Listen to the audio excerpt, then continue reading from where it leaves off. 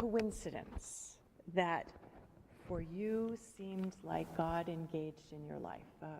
Something that happened where you thought, wow, that could have not happened, but it did.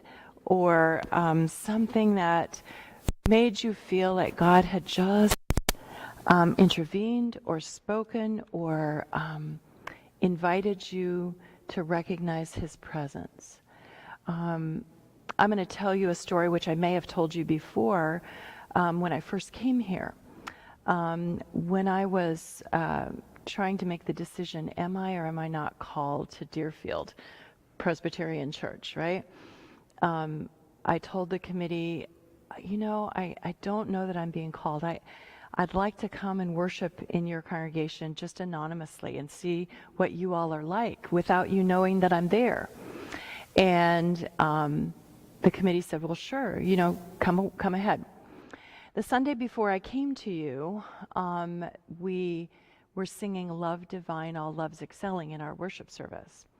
And I had just done children's time. We'd sang the song as a first hymn. I had just done children's time, and one of the little girls dallied, and she came up to me and said, Pastor Susan, of course everybody's waiting for the worship service to go on, right? What does that song mean that we just sang? Changed from glory into glory. Till in heaven we take our place. What does it mean, she said, to be changed from glory into glory? And I said, well, it means that God grabs hold of us and takes us through stuff, and he makes us grow and become and change and become more and more like the beings that he wants us to be. So everything that happens, God's at work in it, making us, changing us from one state of glory into another state of glory. So every moment God's trying to grow us. Of course, I'm talking to her and I'm thinking to myself, God, are you trying to grow me? Are you trying to change me? Are you trying to do something here, right? And so the next Sunday I was with you, right? And I'm sitting in the congregation watching worship, and Kent Organ was preaching, and I even remember his sermon.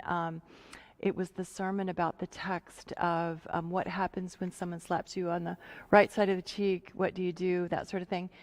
And in front of me, there was a mom who was trying to get her children to be quiet in a nice way, firmly. Shh! I said you to be quiet! And she was right in front of me, and I'm thinking, I love this congregation. And sure enough, the next hymn that you sang was Love Divine, All Loves Excelling. And while you're singing, the tears are rolling down my face, right? Changed from glory into glory, till in heaven we take our place. And so for me, it was like, yes, Lord, if that's what you want, that's what I'll do. So for me, it was that moment. Every time I have been called to a church, there's been something like that. Before I went to my Webster, the church in Texas, Joe and I had been serving in Kansas for 8 years. And we laughed when we filled out my personal information form. We were going to go look for another place. And we said, Lord, we'll go anywhere except for California or Texas, because those people are really weird. Right? So we said, oh, that's a good, take care of that. I get a phone call from a search committee in Texas, right? The lady says to me, we found your PIF online and we are interested and we wonder if you'd come and talk to us. And I was like, you say my name's not Jonah? That's right. I know. I said, oh, certainly, I'd be happy to look at that. Why don't we set an appointment? We'll talk in a couple of days, after I've had a chance to look at this. And I'm thinking to myself, I'm going to give her a couple days. I'm going to call her back and say, thank you so much, but I don't really feel God's calling me to Texas, because they're really weird people there. And so then I was that night doing a Bible study on the burning bush, and Moses is called through the burning bush, and I'm moving tables and setting up chairs, and I'm going, God, you talked to Moses through a burning bush. Why don't you do that again? Why don't you make it easy for us? Why, really? And I was supposed to call the lady the next day, and I thought I better read the form, right? Because it would be disrespectful to not at least know something about the church when I call and tell them that no, thank you.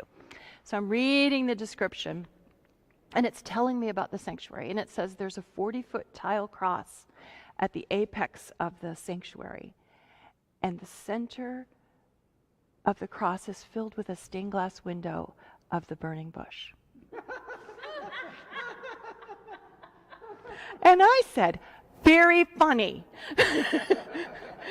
So anyway, needless to say, I called her back, and that turned into the call. You see, so my whole story in ministry, I could go on.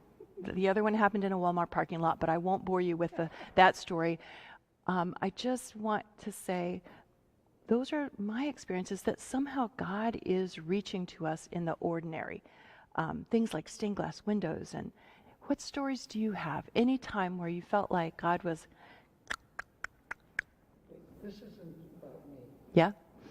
But Cam's Uncle Benny, his youngest daughter, was born with Down syndrome.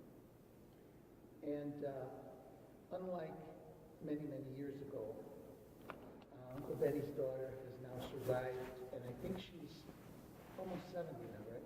Oh my.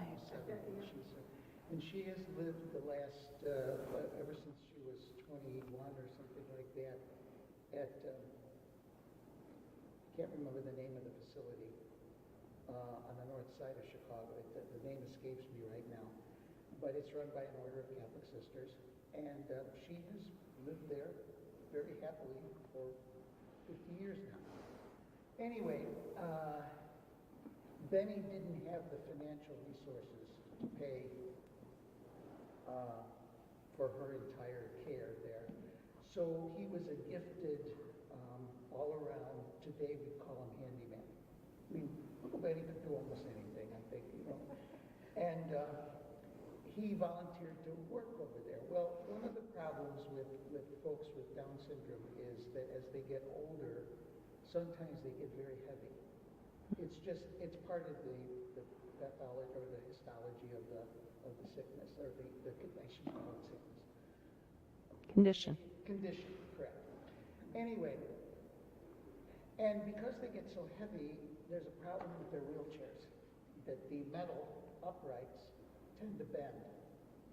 And so the administrator over there asked Benny, said, could you do something about these wheelchairs? That, you know, we have this problem with the metal bending, because the metal uprights were hollow. And so Benny studied these chairs, and he studied the chairs. He couldn't figure out any way to help. So he was on his way home, and he passed his church. So he walked in, Catholic church, he walked in, and he went over to the statue of St. Joseph, and he said, okay, Joe, you're a working man, I'm a working man. Help me out over here. I need some help. It was just one working man to another. And so he got in the car, he was on his way home, he passed a, what would you call it, a hobby store. And he looked in the front window, and they had these dowel rods made of wood for crafts. And he went in there and he bought a mess of these dowel rods, because he figured he could put the wood into the metal, and that would add support to the metal uprights of the wheelchairs. It fixed the problem. Well, Benny always said, St. Joseph, help me out. I just love that story. But I love the conversation. Joe, you're a working man, I'm a working man, help me out over here. You know, it didn't happen to me, but it's a great family story. Beautiful. Other stories.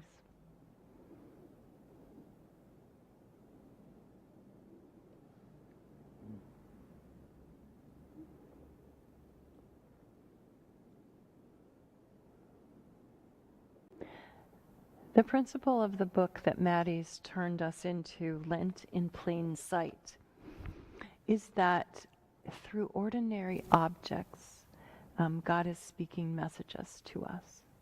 that we are in a world where the kingdom of heaven is so close at hand that if we have eyes to see and ears to hear, we will become witnesses of God's presence in these ordinary, strange things. So this Lenten devotional is going to take you through 6 weeks of looking at an object, of considering bread, or considering, as in this week, dust, and to wonder what it is that God is speaking to us about and through these ordinary objects.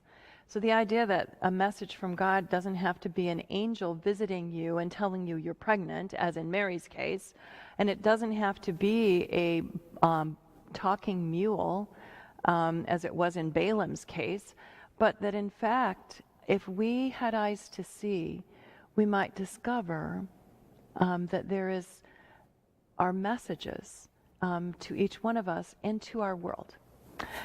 So the first lesson that she has us looking at is, of course, dust. And I brought some dust today, and I'm going to actually pass it around so that you can have a little lesson and you can touch it, consider it. This dust happens to be pretty sparkly dust. Not all dust is sparkly, as Linda and I've discovered in our dusting. But I want you to consider what is it, as you look at dust, that you think about God? What does God speak about dust? What stories from Scripture do you remember? What experiences do you have that say, oh, yeah, God's there? Anything come to mind? From dust into dust. Yes, right? Just from Ash Wednesday. You are dust, and to dust you shall return, right? The Old Testament repeats that phrase multiple times. What other story in the Bible has to do with dust and God? Creation. Yes, thank you. I was gonna take you. We're gonna go back to the beginning. I do, right? Because remember the story in Genesis where God says he takes a scoop of the dust of the earth. When he breathes breath into it, a living being, the text tells us. Now, I was just at a wonderful Bible study a couple of weeks ago on this passage from Genesis. And you all remember Ted Hebert? He's been here to teach several times. He's a retired professor, I believe from McCormick. Anyway, he's done a word study on the word dust in the Genesis story. And he is persuaded that the Hebrew meaning of the word that we translate dust would be more appropriately translated as topsoil. As what? Topsoil. Oh, topsoil. Topsoil. So God took some of the topsoil and breathed into the topsoil a living being, right? So I want you to play with that. What's the difference in your mind between dust and topsoil? Water? Because Oh, the famous dust bowl, yeah, the fact that the rain stopped falling in Kansas and Oklahoma. yeah. And at that point, people would ask one of the Kansas farmer, where's your farm? He said, well, it used to be in Kansas, now it's in Missouri. Right. Right.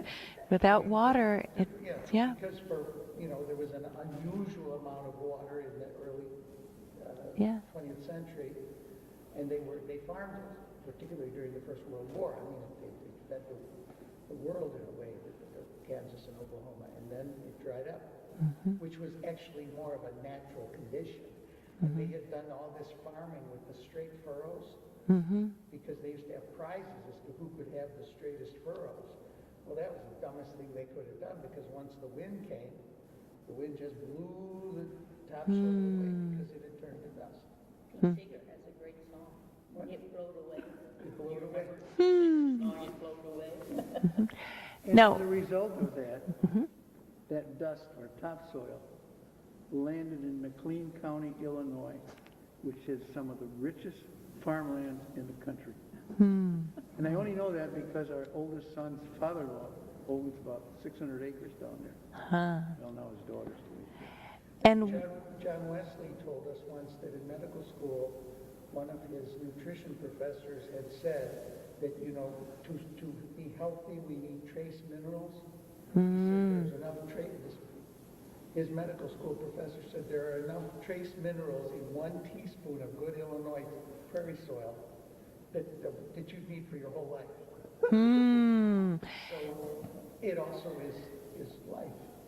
Thank you, John. Now I'm going to pay you for this because you're going right down the trail. The difference between thinking about dust and topsoil is the capacity for life inside of it. So when Kansas and Oklahoma lost their topsoil, it was a grievous loss because why? Lost of life. Loss of life. Nothing could grow in just plain dust, right? And so we have this lovely new image, thanks to Ted Hebert, of the idea that God chose topsoil to make us out of. This soil filled with promise, filled with enough minerals for life, right? For a whole life. There's so much possibility in our dust. So here we are looking at dust and going, well, gosh, I don't really think dust is very valuable. In fact, the scripture, you know, you are dust and to dust you return, the implication of that is what? Worthlessness. Worthlessness in a way, and not about life, but about dying. You are dust, and to dust you shall return. Is there a story where Jesus spits into the soil? Yes. What happens? Yeah, that's right, that's right, that's right. He takes the dirt and he spits into it and he smears it on this guy's eyes, right? And ultimately that story goes on for a while because it doesn't work the first time. Do you remember this? And he has to do it again. And then the guy gets in trouble, which gets Jesus in trouble.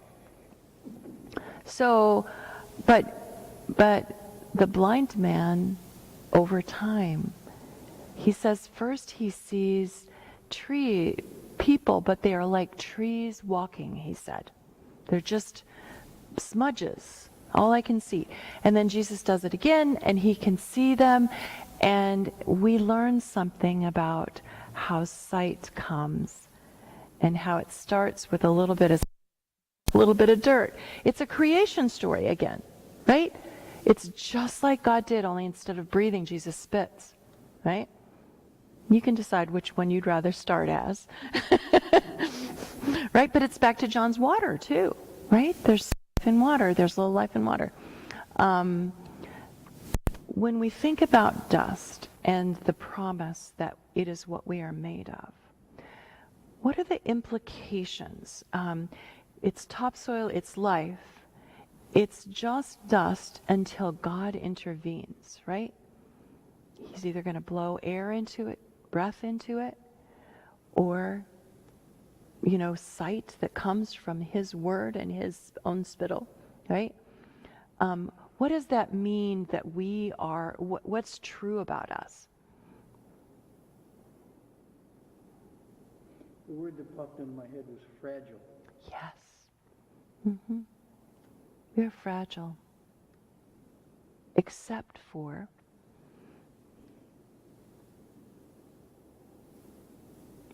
God, right? Right? This dust reminds us of what could be true about us. Apart from God's intervention, this is us, right? And I know many of you have loved ones that have been cremated, right? Perhaps you've seen cremains of someone. Maybe have any of you been to a service where the cremains of a person were scattered? Yeah. And you can see your dust, and to dust you shall return, right? You see it. You know the thing that when I'm doing funerals, the thing that people most often say when they take the urn into their hands to get ready to spread it? Do you know what they say? How heavy it is. That's exactly right. Every time. Oh, it's heavier than I thought it would be. It's heavier because it's dirt. When we are done, one way or the other, whether we are laid into the soil or we are cremated, we return to the dust, except for this amazing grace, that it is not God's will that we would be forever dust, right? Here's the interesting thing. When we die, the implication is that apart from God's intervention, again, we return only to dust. The story of the resurrection, which will come to us at the end of Lent, reminds us again that it is God's perpetual will for life. God is not a God who is particularly interested in death. He's interested in our living, in our breathing, in our being whole and alive. So every time we see dust, we think, oh, thanks be to God. Apart from you, I can do nothing. Right? So we begin to see how this ordinary thing, even if I'm dusting the furniture in my house, this ordinary thing allows me to think of the distinction between what I might have been, what I started as, what apart from God I will return and be stuck as, right? Except for this one who keeps getting in the way between us and death, right? Okay, do all of you have your Lent in Plain Sight books? Did you get a copy of them? I have a copy, I have to buy one. Yes, they are copies and I have them. So if everyone, yep. Do you want one or two? We'll take one. You have yours? You got one. Okay. Because if you mark, if you make marks in a book and somebody marks the wrong thing, there could be conflict in the family. We don't even need the marks to have conflict. Susan, one thing you said about scattering the ashes, my friend was telling me she lived on a lake, and one morning, very early in the morning, like at 5:30 in the morning, her phone rings, and it's a friend of hers that also lives on the lake, and she said, would you please come with me? She says, my husband died, and he had been cremated, and she knew that part, but he wanted his ashes scattered in the lake. So they get up early in the morning. She didn't want to do this. This was kind of a creepy thing to do. She didn't want to do it, but she thought she just had to do it. So anyway, she met the woman early in the morning. Again, they went and sat on the pier of the lake, and they opened up the urn, and there were the ashes, and they kind of looked at each other, not really knowing just quite how to go about this. But the wife, she took some ashes, and she threw them out over the lake and said, goodbye, Ed, and my friend. She then took the ashes, and they kept doing this until all the ashes were gone. And my friend said, after it was all over and everything, she said, I am so happy she asked me. There was just something very spiritual about the dust, throwing it in the water. There is something about recognizing that we are dust to entrust ourselves into God, right? That we let go and we let God, right? You know, that kind of expression that somehow because there is this one who breathes life into us, we should live unafraid, even as dust. We are fragile, but we are loved, right? God keeps intervening on our behalf. Here's another thing that Dr. Hebert said about the dust and the breath. He said that we are to remember that every breath that has ever been breathed still exists in our atmosphere because we are a closed system. The earth is a closed system. The air can't escape from us. It can get polluted, but it can't escape from us. So the very breath that God originally breathed into us continues to be part of the stardust that we breathe in and out. It's God's intention that we should continue to live. And who hasn't tried to hold their breath? Right? You try and hold your breath and you recognize you can't live that way very long. And interestingly, what happens when you hold your breath, you hold your breath, you hold your breath, you hold your breath? What happens? You pass out and start breathing. You pass out and you start breathing. So ultimately, there is this tremendous will of God for life. God has created our breath to be something that we cannot intentionally stop, short of our death. Right? Jump into a pool and don't come up to the top. If you were there at Suzanne Brady's funeral, anybody there? You heard the story of her 6-year-old story. She was with little friends on the dock who said, "What do you mean you can't swim? Of course you can swim. Everybody can swim." And her friend, she was like, "I can't swim. No one has ever taught me to swim. I do not know how to swim." So there. And they said, "You can swim, watch." And they picked her up and threw her into the river. And she didn't come up. And they were like, "Everybody comes up." And they ran up the hill to get one of the adults from the houses to come down. And sure enough, even though it was a moving river, the lady jumped in where they had seen Suzanne go in, and found her on the bottom of the river with her feet under a rock, arms crossed, stubbornly saying to herself, "I cannot swim, I'm going to show you." Right? Well, she had passed out by the time the gal got her. She did CPR on her, and she sputtered back to life. But isn't that funny? Isn't that a funny story? She's so stubborn. At a 6-year-old, "I do not know how to swim, I'm going to show you."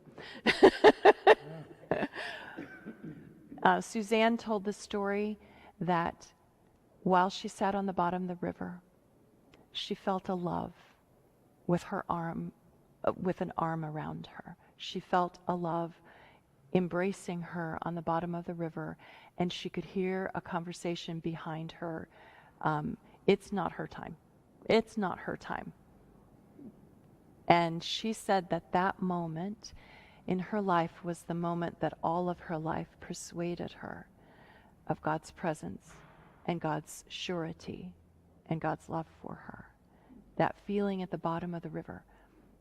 So stupidest thing, God still met her there, right? Still held her in his arms. And somehow, how did that lady get down fast enough to save her? Yeah. Because the logistics of the kids running up the hill, they're running back down. I mean, there's a lot of time, and you don't do that in milliseconds. Yeah. And then that she's still where she went in a moving river.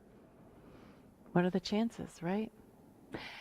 So the idea of dust. So we've looked at the Genesis story. This week of stories is going to take you through all different stories of dust.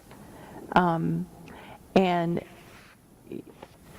of course, Ash Wednesday was the reminder, right?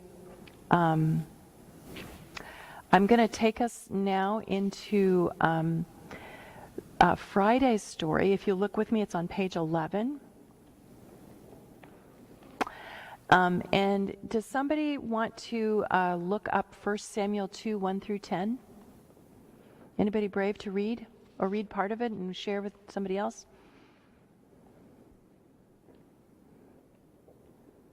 It's like a Bible quiz. Who finds it first gets to read. Well, let's go this way then. 1 Samuel 2, 1 through 10. You got it? Go ahead. Way too small. Oh, I know. We should get some large print. I didn't, yeah. Is it too little? Okay, go ahead, Judy. Can you read it? Okay, Judy says she can read it. Everybody listen now. We can't read the Bible anymore. It's too small. What was the verse for Samuel? 1 Samuel 2, 1 through 10. Go ahead, Judy. Hannah prayed and said, "My heart exalts in the Lord, my strength is exalted in my God. My mouth derides my enemies because I rejoice in my victory. There is no holy one like the Lord, no one besides you. There is no rock like our God. Talk no more so very proudly, let not arrogance come from your mouth. For the Lord is a God of knowledge, and by him actions are weighed. The bows of the mighty are broken, but the feeble gird on strength.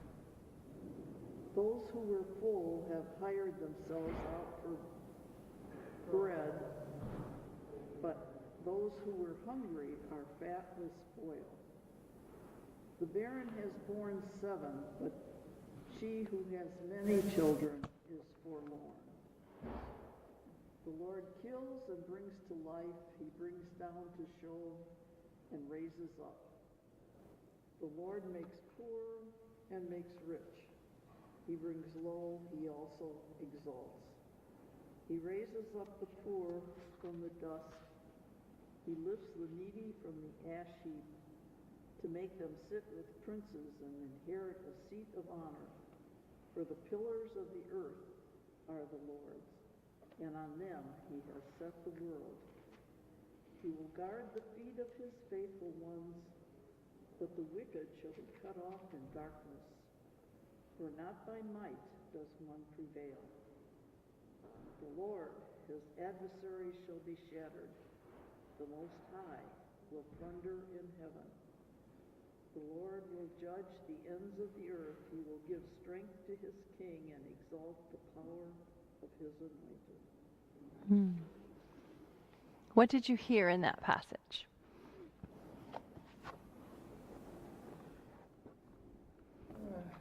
Dust came up in the, close to the end. Yep, the text says Hannah is singing that the poor who were in the dust will be lifted up, the feeble taken care of. This is like Mary's Magnificat, right? And remember, Hannah is bereft of children, and she finally gets Samuel. And remember, Samuel, she contributes him to the Lord, and he gets trained up by Eli the priest. Remember this story.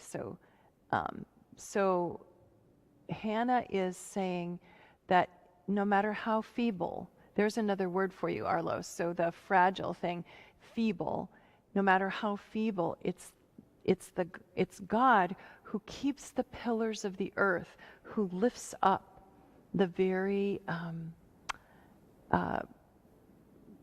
people who are groveling in the dust. Right? I want to read some of the book that you have in your hands, and maybe you can help me with it too. Hannah sings of the great reversal that comes as a gift from God, promised and yet unexpected. This is page 11. Hannah prayed fervently, pouring out her heart so much that Eli the priest thought she was drunk. Confronted for her inappropriate behavior in worship, Hannah holds nothing back from the priest, telling him she had been speaking out of my great anxiety and vexation all this time. Eli, moved by her pain, tells her to go in peace, adding his hope that the Lord will grant her prayer for a child. God does indeed grant her petition. Samuel is born, and then Hannah prays this song to the Lord. Hannah prayed in her grief, and she prays in her joy. Her prayer of anxiety and vexation focused on her own suffering, but this prayer of praise includes all who suffer. The feeble, the poor, the needy, all of them God will raise up from the dust and make sit with princes in seats of honor. No one will be left in the ash heap. Hannah's mourning turned to dancing encourages anyone still desperate or destitute to keep hope. God will not forget you or leave you brokenhearted. When we are in the ash heap, looking up and around is almost impossible. All we can do is get through the day the best we can. Doing so uses all our emotional resources with nothing left over. But when we start to feel our burdens lifted, when God raises us up from the dust, we begin to notice the pain of the world. Our season of suffering grants us a hard-won empathy that expands not only our prayers, but our actions as well. We know we are unable fully to rejoice in our great reversal until everyone, has experienced relief from sorrow too. The question that the book asks us then is, use the verse that stands out to you in the text to create a breath prayer. And then it asks, must this great reversal entail both the bringing up of some and the taking down of others? Why or why not? Does that make any sense? Does it? Do you think that usually when someone gets lifted up, it means that someone else is lowered down? I hope not. Mm-hmm. You know, when Judy was reading, and she got to the point, the bows of the mighty are broken, but the feeble gird on strength. 7 o'clock this morning, we saw a village in Ukraine where ordinary people, just people of the village, no weapons, they blocked the road and they put their hands on a Russian military vehicle. It wasn't a tank, but it was an armored vehicle. And they stopped it with their hands. Just, I mean, these were unarmed people stopping a vehicle. And then it went to another tape showing the cathedral in Lviv, where all these people were on their knees, crossing themselves in the Orthodox manner. And I was thinking, as soon as Judy read that, I thought, you know, but the feeble gird on strength. These are villagers. These are just working people. They're not soldiers, but they stopped a Russian military vehicle. And then last night, there was this, I hate to say it, but she was a little old Ukrainian lady. She walked up to a Russian soldier, a young man, and she pulled on his vest pocket, and she put 3 sunflower seeds in his pocket. And she said to him, when you die in Ukraine, and your body's in the ground, these seeds will sprout up. Well, think what the thought that young soldier got in his head. But what a way to talk to him. She wasn't afraid of him. She just stood up to him with those sunflower seeds in his pocket. So, I mean, this is very timely. So I hear what you're saying of, well, you hope not. And then, John, I hear you saying, but sometimes yes, that you want those being trod upon to rise. And if it has to be at the expense of the oppressor, then that's not all bad. But when you're saying you hope not, what's the thing you're thinking? I misunderstood the question. Oh, no. Oh, no. I think you had a different perspective that we feel heartache for even the oppressor. Remember in the Passover meal, the teardrops, the salt water? You may not, if you've ever had a chance to have a Passover meal, do you remember whose those tears are? They're the Egyptians. So in the Jewish Passover meal, the tears of those Egyptians who lost their firstborn children are kept forever remembered. So there's something beautiful about your saying, I hope not, because mercy is a quality that God grows in us for both friend and enemy. And what John is saying is also true, that it cannot be. This is what Mary sings in the Magnificat. It's what Hannah sings in her song. The low will be lifted up and the high will be settled down. Right? That somehow the equivalency of the human race, the rightness of it, is no one stepping on anyone else. The sword being turned into the plowshare, the lion sitting down with the lamb. These are the images of the kingdom of heaven. And all of us will go down to the dust and grow sunflowers. And Yes. As we come up and they come down, we meet in the middle. Yes. It's another good song. I can't remember this country though. But it is the world that God describes for us. And wherever that world does not exist, God is at work in the dust of our bones, trying to make it so. You know, my instinct at the beginning was the same as Ruth's, from the standpoint of an individual. You know, when I want the Ukrainian people to win, and I want Putin to lose. And when I am doing this from a personal standpoint, I don't like her. I think and a whole lot of that going on. You know that there are a lot of people out there that are saying, I hope she gets hers. And that's when that's where we're hoping that doesn't work on a spiritual level with God intervention. I don't believe it does, but we just have to hope that we have to have thick skin. It is interesting as we make our choices about the Ukrainians are giving the world a remarkable witness, right?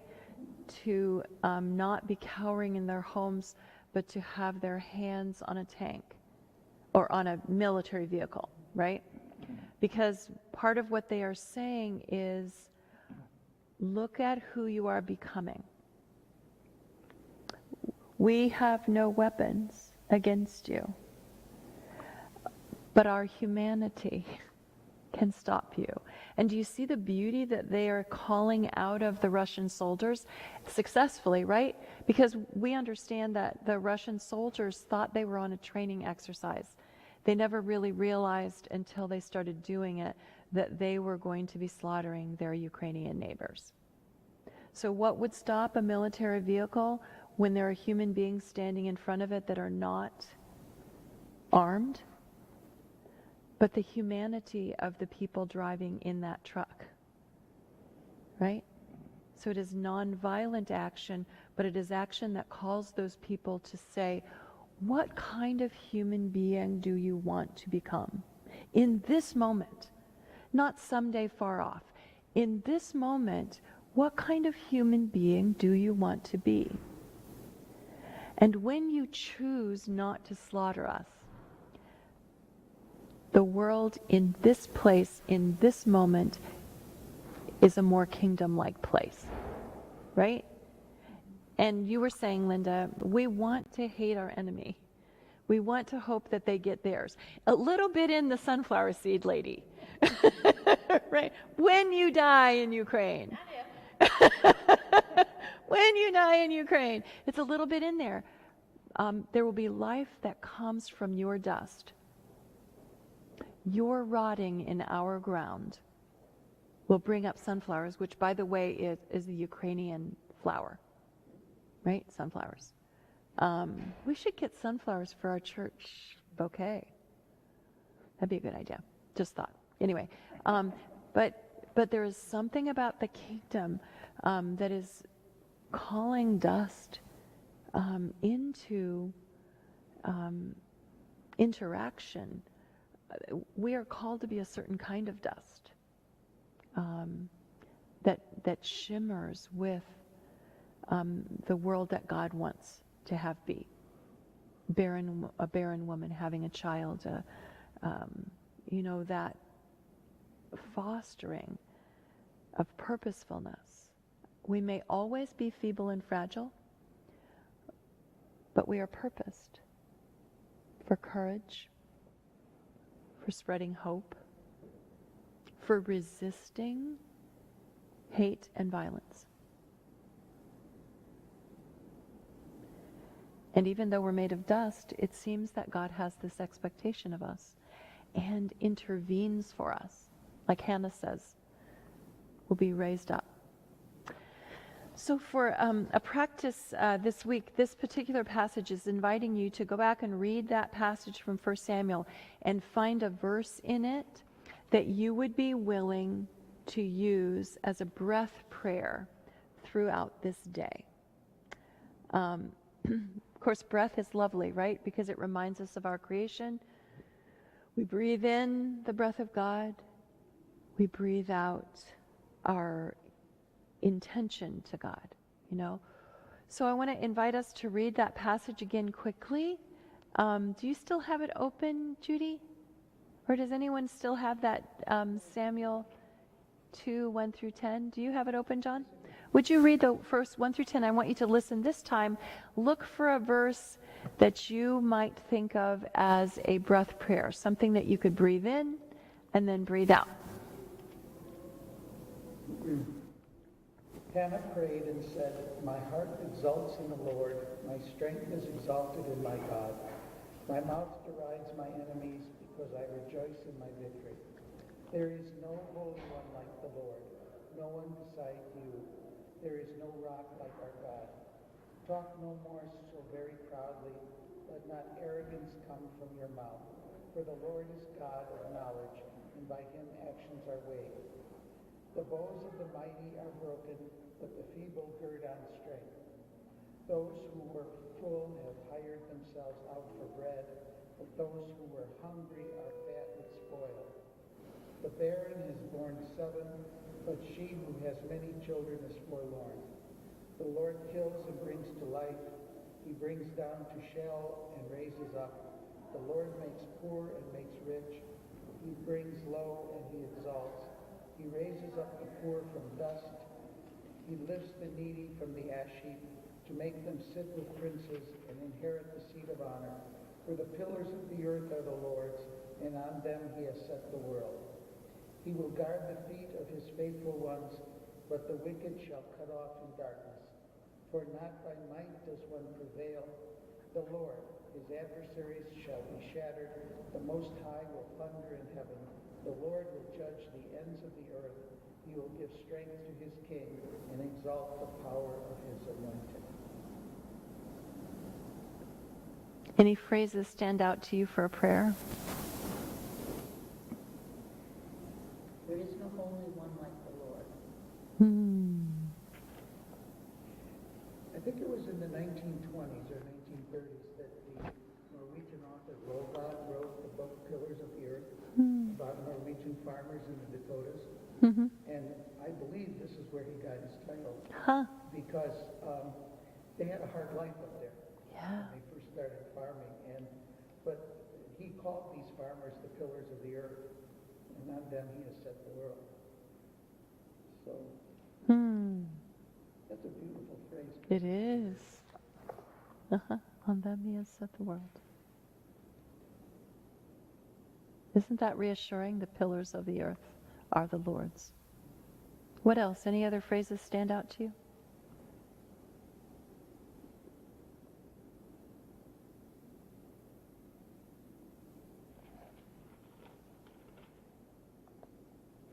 I wrote down the 2 phrases. There is no rock like our God. By him, actions are weighed.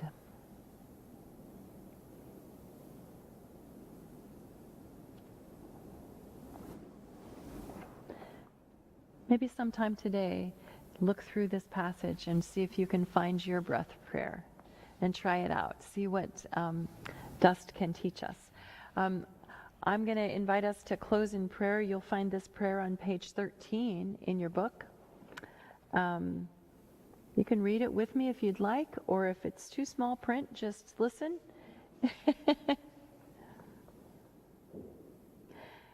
God of great reversals, you bring transformation, relief, peace, and joy in ways and at times that are utterly unexpected. When we find ourselves in the ash heap, grant us your peace. Assure us of your promises. Give us a glimpse of hope to sustain us. after we have been raised up from the dust, never let us forget what it was like to be so down. Use our remembering to reach back and help others, to sit beside them until they too know the grace of your transforming love. Amen. Okay. So as you finish dust, Maddie's going to teach you next week on bread. So I want to invite you to think about bread this week and come next week thinking about what God was trying to teach you through the bread of this week. Right? Interesting that we're having communion today, right, Linda? Yes. You're gonna quick have an experience of bread really soon. Thank you guys very much for joining. I learned something last Wednesday that kind of puts things in perspective. During the Russian Empire, the last half of the 19th century, the Tsar's government tried to prove to the world that there was no such thing as a Ukrainian nationality. And one of the ways they did this was to forbid any books to be written or to be published in Ukrainian language, because Ukrainian didn't exist as far as the Tsar was concerned. And the first book on the list was the Bible. I thought that was quite interesting. To choose the Bible to say that you can't print the Bible in Ukrainian. And I think this quote here is the reason why. Yes, yes. Absolutely. You don't think of the Bible as necessarily as revolutionary literature, but The Bible is definitely revolutionary literature, right? Very much so. When pieces are plucked out of context, Yes. utilized for those purposes. Yeah. Well, even in context, the passage that we just read today about it isn't might that decides, but God's right that decides in a battle, right? In that Hannah song. Good. Looks like really good bread here. Doesn't it? All right. I will bid you farewell while I dash and go get ready for worship. Thank you all for coming this morning. I'm sorry it's a little bit warm in here. Thanks for staying. Thanks for staying awake. All right. We're really fortunate that we didn't treat you like a school substitute. No, I am very fortunate. Yes. I'm really glad you mentioned that late instead of early, because I would have been nervous. Yeah. Some of those school subs were something, weren't they? I can remember my kids coming home and saying. Thanks, you all. And I had a couple of them. Yep. You're welcome. Yes, thank you. I'll be back for it.